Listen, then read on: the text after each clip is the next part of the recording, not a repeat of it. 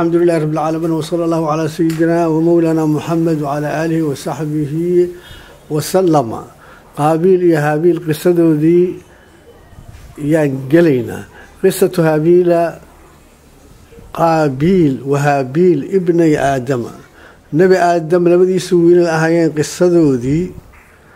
ذكر المؤرخون ذاتك أهل التاريخ ذا وحي الشيغان وأهل العلم وحي الشيغان علم أهل كيسا أن آدم نبي آدم عليه السلام الله يليه رزق من حواء سيدتنا حواء وأمنا حواء هيد حقي ذا وحنا لك أرزقي وحنا أرزقي نبي آدم عليه السلام الله يليه أولادا كثيرين أولاد بدن وأنها وضعت له وحي أدجسي 20 بدنا لباتن علول في كل بدن علول كست وحا كجري ذكر كل لب وأنثى تدي ويل يجبر فكان آدم عليه السلام نبي آدم وحو هذا يزوج إنه أجورنا كل ذكر كستا أو ويل كستا من بدن كهذا هل علول كهذا الأنثى جبرنا من البدن الآخر على شكل كهاتيس ولا يزوج ذكر كويل كمجورنين بالأنثى جبر من بدن واحد هل على إسكول الجيران فأراد هابيل وحدون عليه السلام أن يتزوجها إنه جوسده التي تريتي لحريرتي قابيل لحريرتي أو كعلول الأهيد إنه جوسده قانون كسوء هواي وكانت أخت قابيل ولا شيسنا أحسن وقروح بدنيد فأراد قابيل وحدون أن يستأثر بها إنه لخص هذا على أخيه ولا الكيس وكلخص هذا أو الشرعي أسيع وكبوذ وأمره عليه السلام نبي آدمنا أمر وحكسي أن يزوجه إنه أجورنا أي هابيل إياها هابيل إنه سينا يأجورنا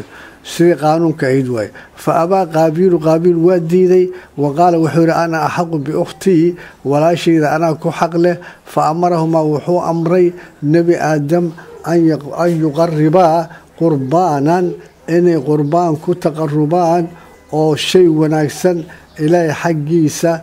درادد أو خشيالك وناكسن إلهي أو أمر وحكم ذا إنه سميه أو أرنتاسيت إلهي إنه صعد الدرادد فمن تقبل من قربان كيس ننكي لأقبله أو أخذ وحقادنا تلك الأخت ولا شاس فقرب هابيل وحكو تقربي جذاعة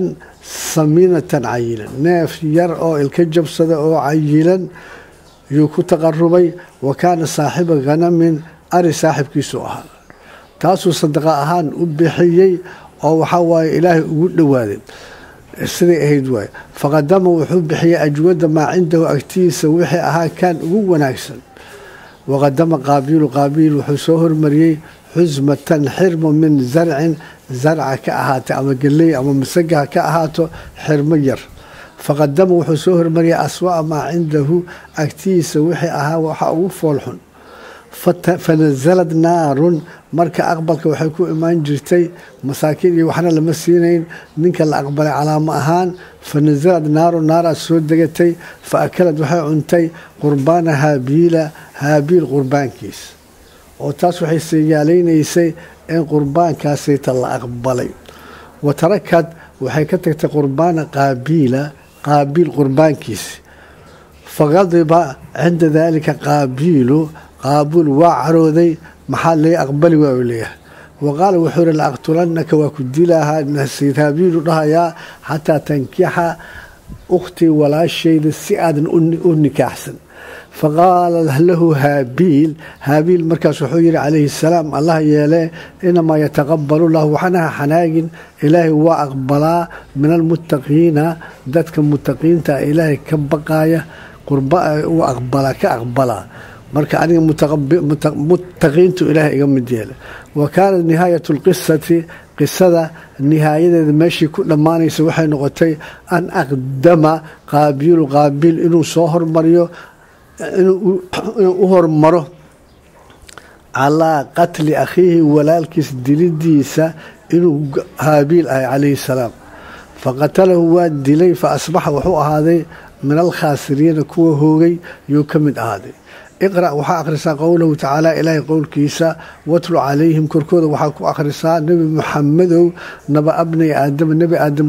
wiilashiisa labadiisa wiil bilxaqi arrin dhiba ugu akhri oo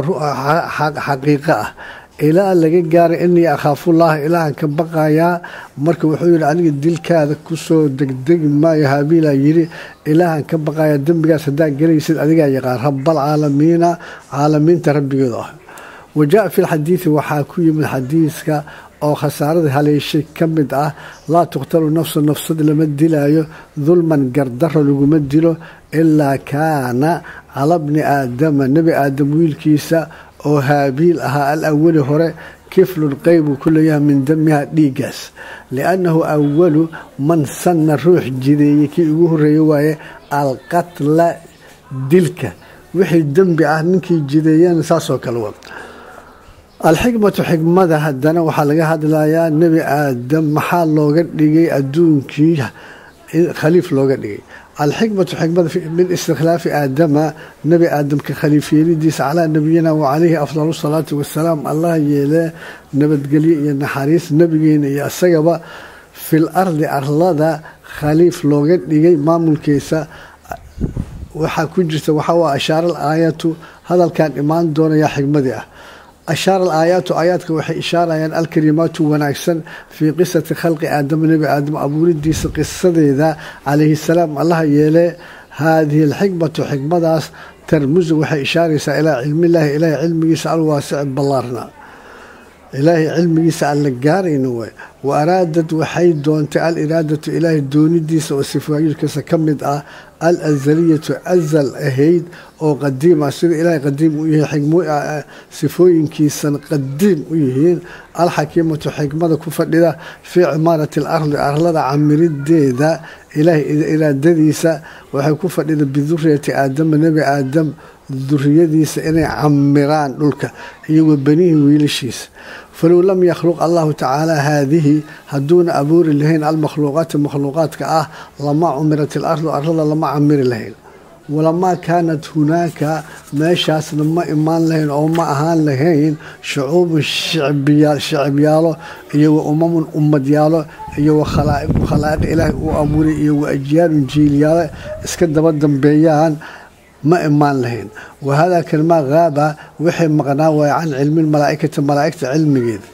wayuqaalu aydan waxaa la yidhaha fa ina allaha tacaala ilaahay low istakhlafa almalaa'ikata malaa'igta hadduu khaliif fil ardi uga dhigi lahaa lamaa carafad malaa'igta ma ayna garan lahayn asraar alkowni koonka asraarta ku jirta waxa siru ku jira. fa ina almalaa'ikata malaa'igta laysuu ma aanin bixaajatin xaajo ilaa shay-in ma aanin oo mima fil ardi ahaadee.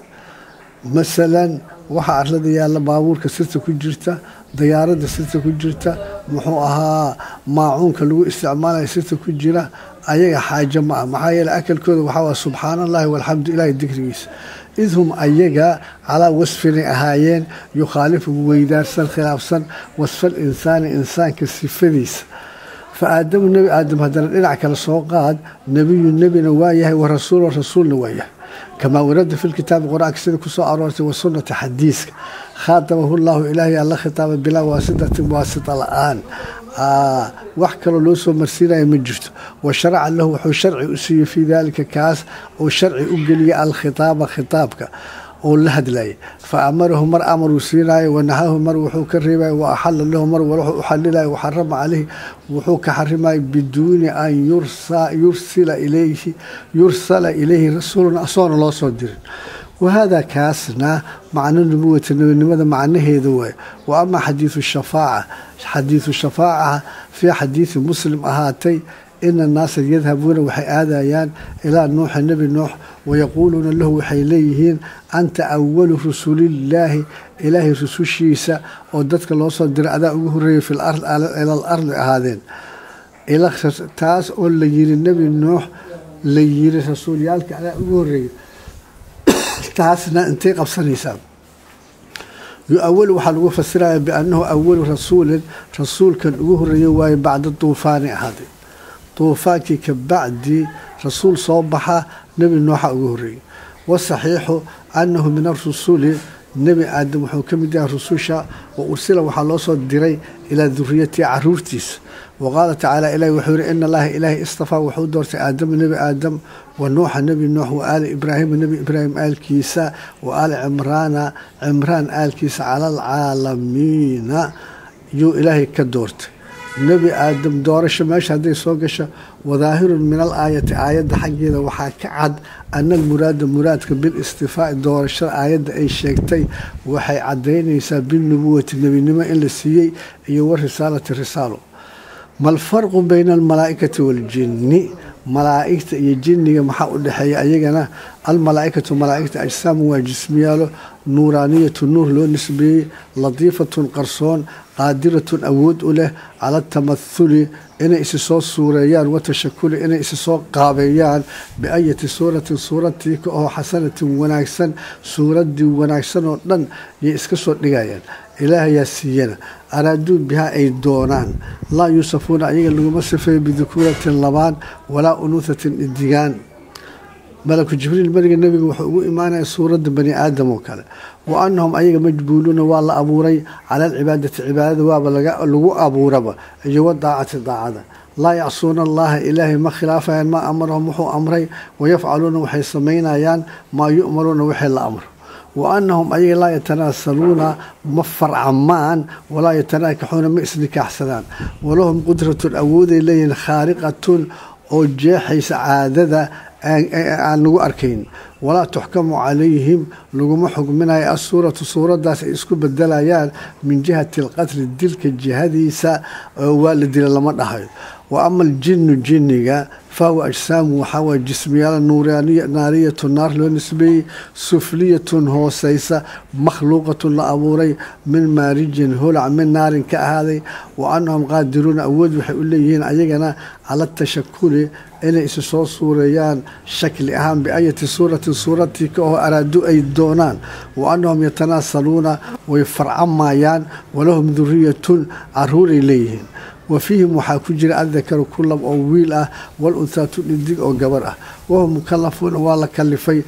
كالبشري سيد بشر كوكله شريعة والله حل صار إنه كصعدان. وفيهم وحاكجر المؤمن مؤمن والكافر قال. وأن صورة تحكم عليهم ولو حكمنا يا صورة هذا كجوك ستدي وحاسيت الدوات وجنيسة. قال تعالى إلهي وحيري والجان الجن خلقناه وأبورنا من قبل هريا وأبورني وحنك أبورنا من نار السموم نارته حادة ماش الدلول كذا جليسة. وقال تعالى إلهي وحيري من جهة تناسل الجن فرعون مديس حقيدنا أفتتخذونه إبليس مكيلنيسين وذريته أولاديسا أولياء حرير ما كيلنيسين من دوني أنا أمر كي لما حرير سنيسين 100 يولي إلهي وهم أيجنا لكم إذنك عدو إنيهين بئس للظالمين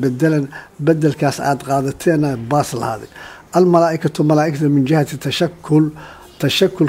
لنا عيسى. قال تعالى إلهي وحيري إلي إسسوق قابين كران سورة بني آدم إكو إمانا يان إلهي آيات وحكو الشيء فأرسلنا إليها وحان أدرني روحنا ملك جبريل فتمثل لها وحو اسكو سوريا بشر بني آدم سويا سما. والجن قادرون أودي إليهين على التمثل أيجنا إلى إسسوس سوريان. فقد اجتمعوا رسول الله إلهي رسولك سوى كل من صلى الله عليه وآله وسلم في سورة النفر جماعة سورة من الرجال رجعة وسمعوا حين يسر القرآن قرآنك ورجعوا حكل لابتن إلى قومهم قوم كوذا منذرين أيجوا الدقاية كما قال تعالى إلهي سويري وإذ صرفنا واذكر حسن محمد إذ صرفنا إليك مركب كوسو اللي حني نفرا جماعة من الجن يستمعون القرآن دقيسنا يعني. والجن منهم حاكم المؤمن مؤمن والكافر قال والبر كبارئة والفاجر كفاسقة فهم أي كالبشر بني آدم يلمدين في هذه الناحية للعاس. قال تعالى إلهي وحيري مركو أرنتو ذكاد لا وإنا أنجا أو أيجا هذا الكيكواد إلهي نوشيجا منا وحنجا مذيرين المسلمون مسلمين ومنا وحنجا مذ القاصدون kuwa leexdeen ilaa qowlihi laga gaara xataban wahum mukallafuuna waa la kalifay kasaa'iri lbashari bani aadamka oo kale bitakaaliifi